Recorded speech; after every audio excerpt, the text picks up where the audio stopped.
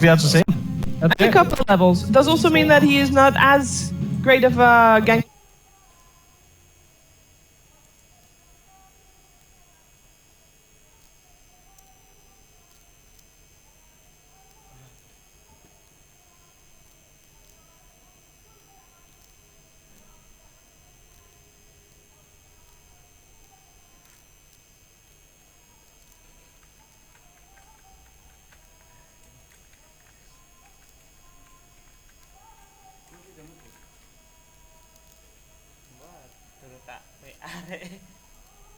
Aslinya niat gak sih betul?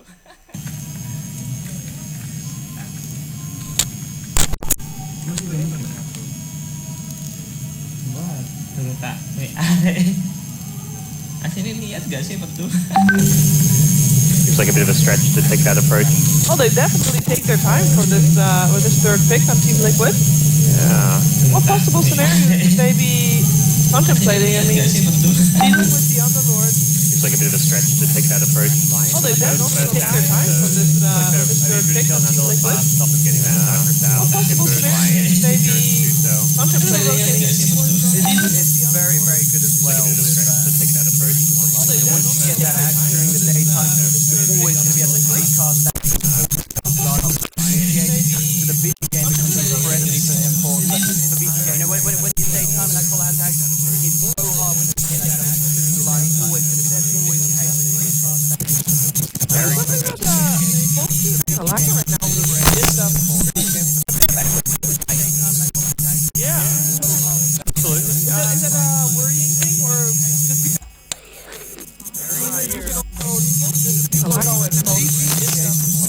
Yeah, it's definitely better than. I mean, if you're up to an Huge amount of AoE control in these fights. It allows Ursa to go absolutely ham because it's hard for Liquid to kite the Ursa because of the control that, you know, between a StarLadder and an Underlord and Disruptor have. You know, you can hold heroes in position for days. Is it cause for worry then?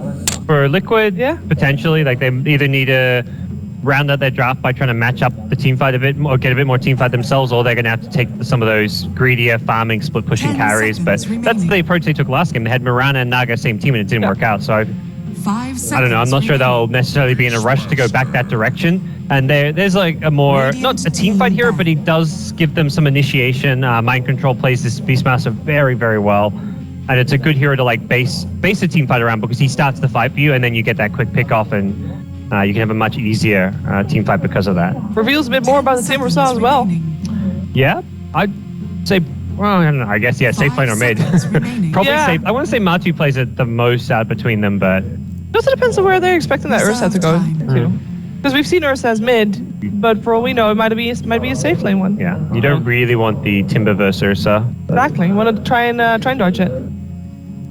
Alright, so both teams seeming to kind of color-coded. Tried to ignore it, sorry, couldn't anymore. But last hero, what do they need? What do they lack in their draft? We already have a bit of push coming out for Beastmaster in a way. Depends on the build, obviously, that he goes for. Yep. But maybe lack of push is something that they need to fix. Yeah, I think they want a mid-carry type hero. Shadow Fiend would have been great. TA would have been great. These heroes are both banned out at earlier stages, so Mirana is still an option. We saw last game. Yeah, I find it a little bit amazing that Ember Spirit has kind of made it this far. Yeah, that could definitely be an option for Freeze. He plays the hero a lot, but I think both teams want that kind of mid-carry type hero. I feel Ember and Tinker are the two that kind of scream out to me. Tinker. Tinker is something that VG.J do play with. Tinker's also for Liquid very good with Beastmaster. You can TP on the Hawks, you can use the Hawk Vision, the Coddle Vision, you can use the Coddle Chakra for some extra mana. Ember and Tinker, I'd like to see. So it's almost going to be that mid-Timber and then Matu TB. Tinker becomes so appealing as soon as you see that TB. Tinker just wrecks TB. Yeah, he's played it. He has played it recently for, well, as recent as the officials have been that they've had. So it does put most likely the Timbersaw mid for the safe lane Terrorblade. Although, I mean, there's some players like Envy really likes the TB in the mid lane, so there is some flexibility there. It also depends on where the Ursa is going to go, as you mentioned. If you're Liquid, you want to try and match it up. If Ursa's mid, they might be rotating the Timbersaw mid as well for that. They will think about their last pick, taking their time so far. Anything that stands out for Team Liquid? What are their win conditions, if you will? I know. Terms again. Yeah. I'm trying to wrap my head around. I've been a little quiet, trying to figure out Team Liquid's draft, and Okay. just don't get it. I mean, they got so many guys. I can just jump on top of them. We're coming out from VG and blow up supports like Lion and Terrorblade. Disruptor's actually pretty darn good against him, I would say. We're just trying to figure out. Lightning Light's really good against Ursa, though. I mean, Their idea is like with the Beastmaster, they jump VG.J before they get jumped. It's like if you're the initiators, it doesn't matter. If you're winning the fight, who cares if there's a glitch? you're right. It's like, glitch is useless if you're not running away. And think about the vision. a vision They got game. the Hawk. Right. They got, well, at some point, I'm going to assume they got Aghanim's Cottle, and in daytime, they have the Cottle vision as well. Okay. And there's then your Ember there's the Spirit. I don't think there's a surprise at all. I mean, I was more surprised that it got to this point and it was still there. I think that's a really nice way for them to finish off that draft, VG.J. I want to hear it, you guys. Who's it going to be? Are we going to see Game 3? I think we have a very good chance to see Game 3, but I have to go with the IG. I mean, I actually... IG? IG? I mean, VG? my head is exploding. I do not understand the draft coming up from Liquid. I've been trying to figure it out. So if I don't get it, I don't understand it. I'm going to go with the other team. And there you go. All right. What do you think, Cody? I really love what VG.J is doing once again. I think we could be in for a potentially very close game once more. But I feel like I'm going to say it could be another long one. Because Matsu has this way, he's very good at keeping the game going, because he never really gets kind of put down in farm. He'll always be able to find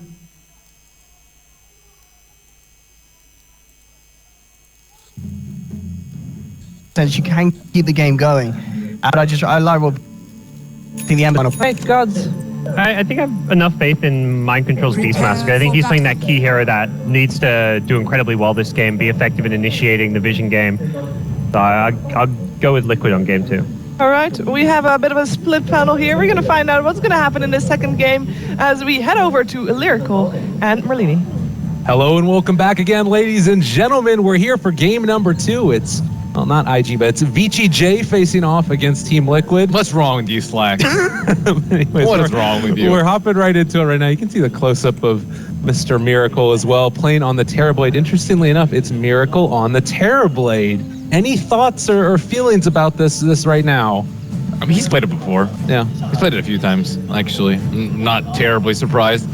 I haven't seen him play Timbersaw too much, but I think he plays both of those. I think he does okay in the mid versus Ember Spirit. I think I would have preferred the Tinker over the Ember Spirit, just because I think it's a lot better matchup versus Terrorblade. And there's a lot more lockdown to actually catch the Ember Spirit with like the Lion and the Beastmaster and whatnot, but I think it does give them a lot more early game prowess. Yeah, I will also mention that, it maybe a little bit of hero comfort plays into this as well. Freeze, as was mentioned on the panel. This is like the quintessential lineup that we saw VG.J win with throughout the qualifiers. Like Underlord, ROTK, Freeze playing Ember, just run around the map, lane find switching kills. going on right now. Oh my goodness. They try to get Liquid tried to get the top room, but then they saw Ursa there. And now that they saw Ursa there, Brown on the minimap is Timbersaw. His arrow is going to the bottom right because you do not want that matchup if you're Liquid. Timbersaw versus Ursa is probably the worst one-on-one that you can ask for as a Timbersaw, I think. Very likely the worst. A good thing to mention too, there's a lineup that we've seen them be willing to switch up the lanes to make sure that they get the lane matchup that they want. Dude, what is this Dire Courier? That thing is insane. I don't know. We're not going to be able to see it. If you're following me in Dota TV, you can check out this Courier, but what on earth? I don't know what this is. It looks like an octopus. That's what I'll say. This matchup, though, on the other hand, is we pull back to the game of Tumblrman versus ROTK, the Underlord versus Timbersaw matchup. It always feels like it's so frustrating to play against as the Underlord and taking a lot of damage. Tumblrman even thinking about diving this one a bit. They draw first blood. Well played by Liquid. Yep, Strength Hero versus Timbersaw. Oh, he accidentally used his TP on Tumblrman, but he just wanted to pop his clarity and his self and his Tingo. That's a lot of consumables going on at once. Well, not going to have that, as you guys can see, but, well, now they bring down the Ursa, and this is what I was talking about, a little bit of musical lanes going on, making sure that they get the matchup that they want consistently. Aggressive is going to continue to chase Tumblrman. Without that TP, suddenly, you're stuck here for a little while. He's fine though. Here he got the first blood, and he has a keeper in lane, and they were able to make that side pull. So there's a lot of things going well for Matumba Man in this matchup that is not going to be the super struggling Ursa matchup that you dread. And that is an Ursa with an Alpine set. The little cowboy hat is always a pleasure to look at. Indiana Jones is what they call it. Okay, I like it. It is. The Stevie Ray Vaughan Bounty Hunter is my favorite. That's a good one. I don't know who that is. You know this? All right, you're dead to me. Who is that? He's a guitar player. He's amazing. He's great. Matumba Man taking some damage down here in the bottom lane as well. And it does feel like this lane is going to be at least a little bit sketchy. The Disruptor here is going to get ran upon. Wasn't quite able to find that kill, but the Chakram, they're going to have the double in just a second here. They find that kill as well. Could pop the mango turn, but Matumba Man doesn't want to press it. Aggressive is going to have a lot of trouble staying in this lane now because they've given up 2 kills, and now Keeper is at that very high level. Oh, he still had those stacks. He had 7 Wow. stacks on the floor. Okay. I thought it was going to be tough for him, but Matumba Man was just a little bit too up in his face. Man, that's one of those moments where it's just on a hair's edge if you were going to be able to do it. I think the stacks were just about to wear off when Aggressive found it. I think so. So what was a really great start to the laning stage, a little bit unfortunate now. And well, Matumba Man back in a flash, ready to go after ROTK again, and should be able to run him down here. He has another Whirling Death, another punch, but they don't want to dive too much further. Only level 1 reactive, so it would have been quite painful for him to tank that T1 tower. Terrorblade versus Ember is probably the quietest lane in the game that we've seen this game. Terrorblade is one of the most common pickups versus StarLadder, just because he has such high armor, you can kind of shrug off the Amplify, and also StarLadder deals very poorly with the illusions from Terrorblade. So I think overall it's a very Terrorblade favored matchup, at least in that mid game, but in this early game, Ember Spirit causing Miracle a little bit of trouble, but Freeze is actually doing quite well in terms of CS. He gets the Salve canceled, and now but maybe it's just a bait. Definitely a possibility. FY here as well as the Disruptor. Don't know how many points he has in Glimpse yet, so it might be a little bit tough to find that kill, but he has 1 point. Nighttime Falling. He needs to get the chains on him. All right, looking for it. Miracle. He is not going to find it.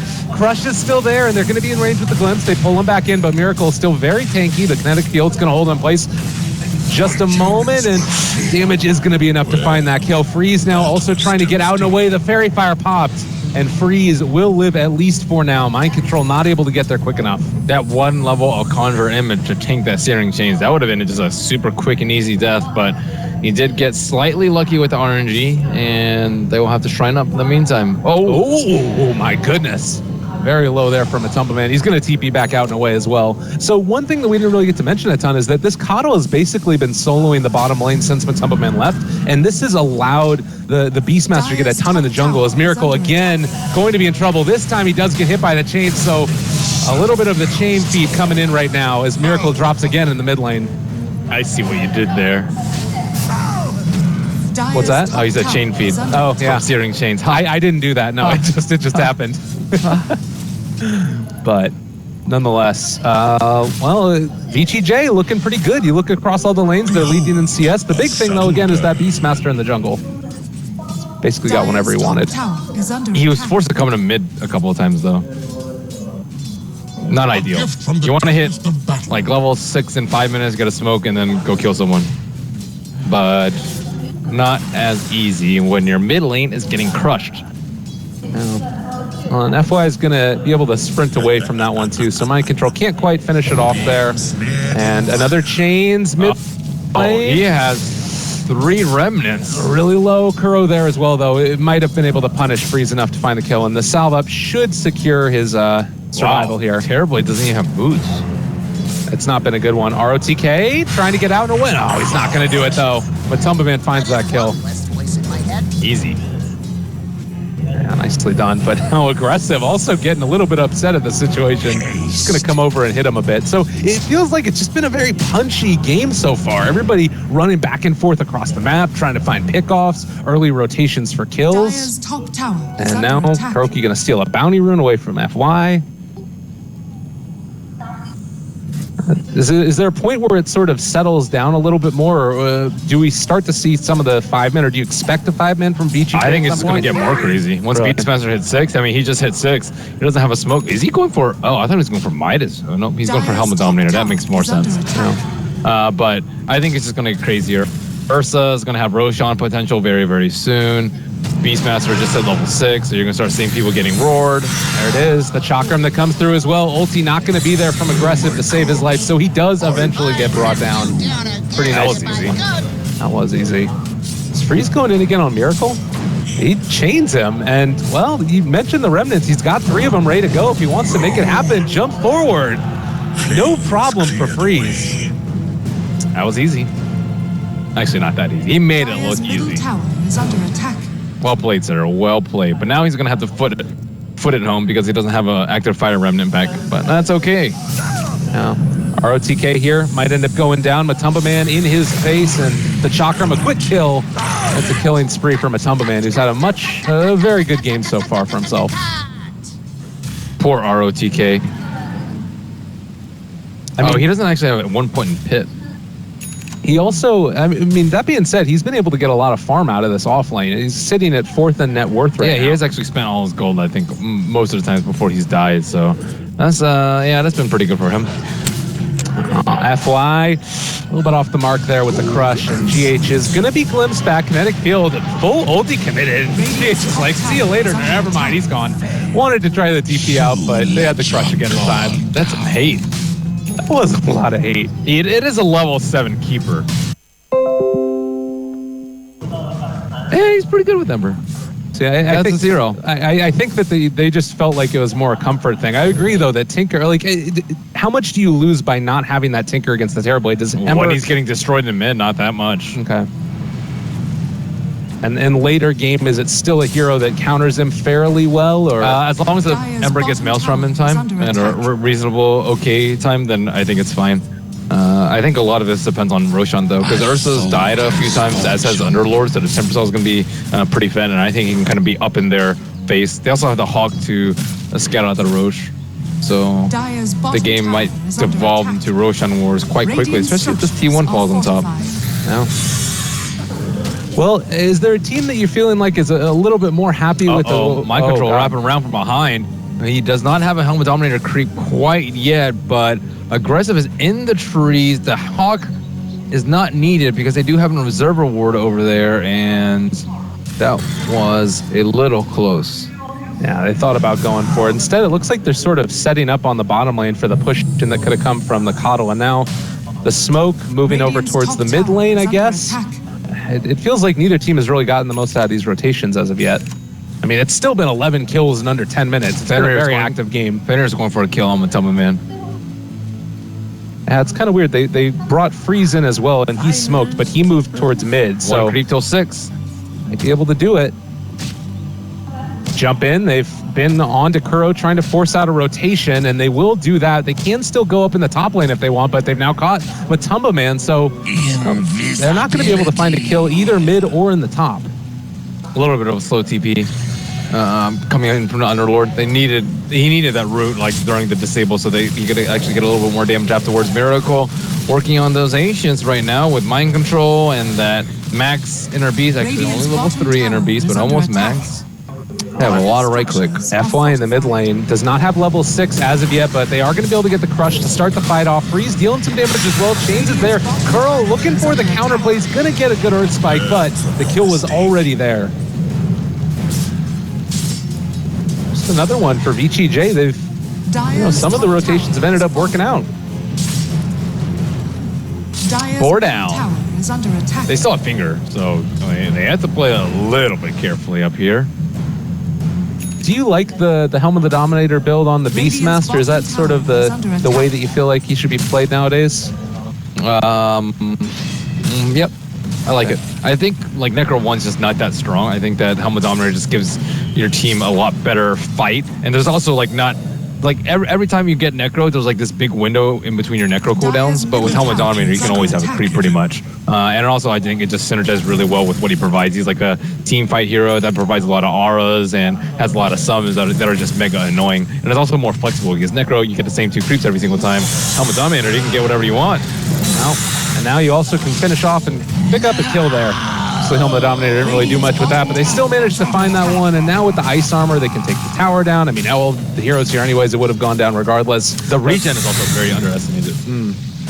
8 a second is ridiculous. It's like, a lot of times you need an urn so you can continue pushing, but with the Helmet Dominator, you don't actually need it anymore. So ROTK in the mid lane. The rest of his team is sort of behind him here. We might see some recall plays in from GH if they wanted to defend it, but it looks like, at least for now, they're going to push out the bottom lane and then all rotate towards the mid. I kind of want to see, a lot of the times when it's been VG.J winning with this type of a draft, it's been off the back of pushing a tower and then taking Roche. Yeah, and like taking these objectives consistently. So I'm expecting after this them to go for some more 5-man strats. They'll put a Malice down, the jump forward Remnant able to catch on to GH, but he's already gone back out of the way. And not respecting Glimpse. No. It would have been okay, I think, for both times that he died had there not been a Glimpse in the game. Radiant's top tower. Oh, and there's the Dark Rift. Going to pull in 3 with it, and they're going down bottom, but won't be able to catch out anybody there. Dark Rift to like a Glimpse catch is actually kind of cool combo. As well as Kinetic Field plus Pit of Malice. Oh. Yeah, those heroes just synergize quite well together. Yep. To be fair, Pit Lord kind of synergizes well with most heroes. Yeah, with Sun, okay, I'm just going to root you for like 8 seconds. Well, and granted, the other thing is that he also is going to be starting to do a ton with that atrophy aura. You think about Terrorblade, it's the base reduction. That's so much damage reduction against the TB, but the jump in, the catch, they have the Kinetic Field down, and, well, the roar as well, but he is going to drop. They find that. But the Glimpse trying to pull him in. FY, nice chains away by Matumba. Yeah, Pit Lord has done a lot. He is still managing to pick up items despite his massive amounts of deaths in this game. And Ursa hasn't really been able to get involved. And you can tell that Liquid just don't really want to fight him. Terrorblade just been constantly jungling. They've been shifting lanes around so that Ursa hasn't been able to capitalize on his strong laning phase. And it's kind of up to Ember Spirit to catch the heroes that don't want to be caught. And we do still have the, Coddle and the Beastmaster helping to facilitate all this movement around the vision that you get there as well, to allow the heavy hitters from Liquid to hopefully get into position. But it looks like now the Invis rune from Ursa, hoping to find somebody. Doesn't look like he'll be able to catch.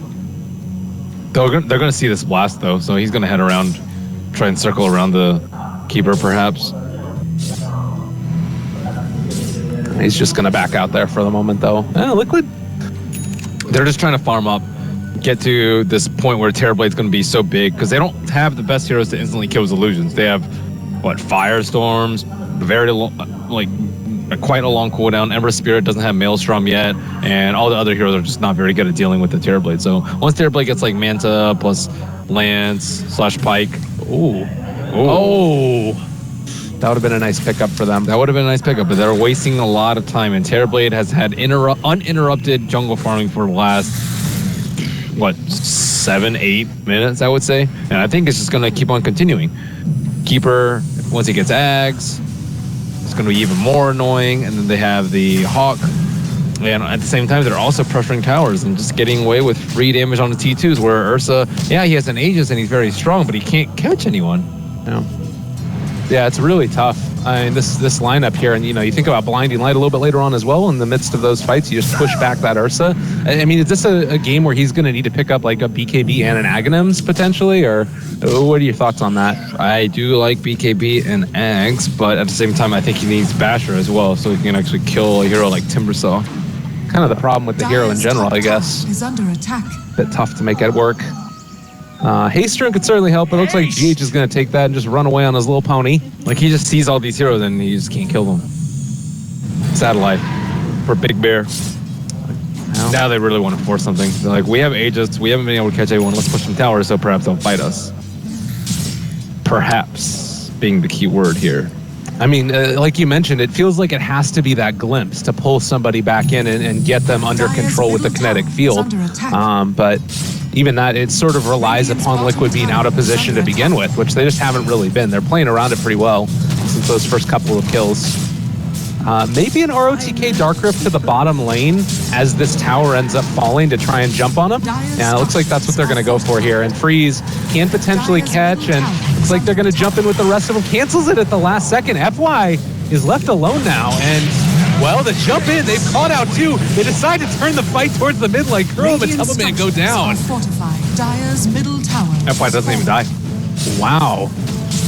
What a play. That was really good. The fake back, and now they're getting ready to assault high ground. Oh, this is exactly what they're looking for. Terrorblade is not nearly strong enough to actually defend this, and he doesn't even have a TP scroll. No, they canceled the TP. That's what that was. That was that jump in there. I thought they were actually trying to... Oh, kinetic field now as well. They're going to be able to take down They got that big hero. All right. And that's your high ground holder. He also popped his ultimate and wasn't able to recall anyone, too. So, yeah. I thought they were trying to set up with the stun on the button. Were they trying to set up, or they were trying to cancel TPs? I didn't see if they got the stun on it or not, but it does look like, at the very least, by the end of it, he didn't have a TP. So I'm assuming it must have been. Like, you don't go down there without a TP, I'm sure. He might have TP'd somewhere else, and then he might have gotten recalled. I'm pretty sure he got recalled on there, but regardless, VG make a lot happen with a fake Dark Rift. Yeah. They didn't end up taking the tower, of course. Brought it down fairly low, but it's a scary moment, and it feels like they're definitely getting the better in these engagements. You look at the net worth across the board, and they're up at the top 3 of the top 4, and this is a lineup that can snowball if they're given this type of a lead. Yeah, once you get Greaves and Pipe on the Underlord, you can actually deal with Keeper super easily. You Pipe, if you get Mana Leak, you just Greaves it off, no problem, and you can just kind of assault the high ground, but there is still a large amount of AoE aside from that to kind of deep push, mostly from the Timbersaw, who is still currently working on his Bloodstone. Radiant's middle tower is under attack. That's a sad life as well. I mean, the Hood, it's such a great item in this game as well, but it's sort of one of those moments where you'd love to be able to get that mana regen, just farm up across the map easier, and gotta stay alive, though. Gotta stay alive, and he has the Keeper for mana. And looks like GH is still working for his axe. He did go for a 4-staff first, perhaps to save himself from the Ursa or from the Ember Spirit, but will not save him from Glimpse, and GH is in a very precarious position. It needs to back out a little bit. Fenrir is going to look for him. Is he going to be able to find GH in time before he TPs out? GH throws out one more Illuminate. Fenrir will not be able to find him. Yeah. Well, he's sticking around again, but this looks like he's finally heading out. So it feels like, again, VG.J, they've got the Aegis finally gone. What's the big play? Can they make stuff happen without Roshan there? As we hear another Dark Rift. They could take down T2s. Okay. But they can't push high ground without Aegis. I think that's way too risky. It does look like they're going to be pressuring towards this top lane, and Liquid, do you think that they feel comfortable just laying these falls and keep on farming away on your Terrorblade? At the minimum, he needs Manta style, and he is 500 gold away. So, like, that's the bare minimum I think that he needs to fight Manta and Dragonlance. Manta is just incredibly good for your damage output, having those meta delusions around you. God, look at GH. He's just stayed there the whole time and keeps on spamming out the Illuminate. Nobody's going to deal with them, but they still take the tower. 2-2. Yeah. So he will have Ags and 1,200 gold. Will he be able to have that on the high ground push that might come with the Roche? Let's see what Roche respawn is going to be. 2 minutes, 21 seconds. Okay. It's fairly long. Ursa's going for Dezo too, so he's all in for the damage. And great for the siege, great synergy with Amplify. Not the best at dealing with Terrorblade illusions though.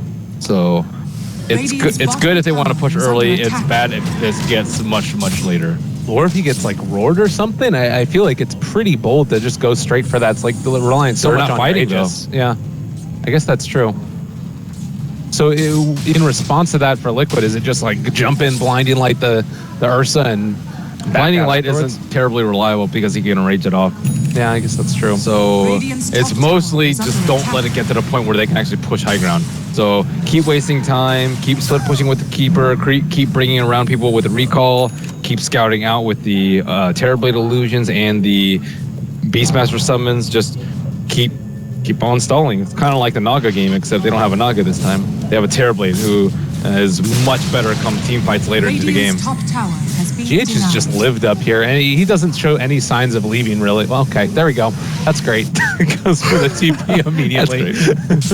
No signs. No signs of leaving at all, clearly. But now... He didn't even finish Greaves, actually, on Underlord. It's very unusual. Plate mail could be the rest of his pipe. It could be a Greaves, pretty much, but instead he's going to go for...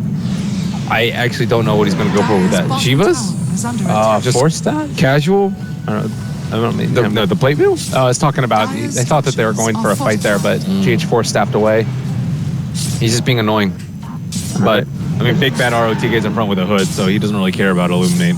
They're setting up on him, though. Trying to go in. The show, at least for the moment, from Matumba Man, but Mind Control has now shown up.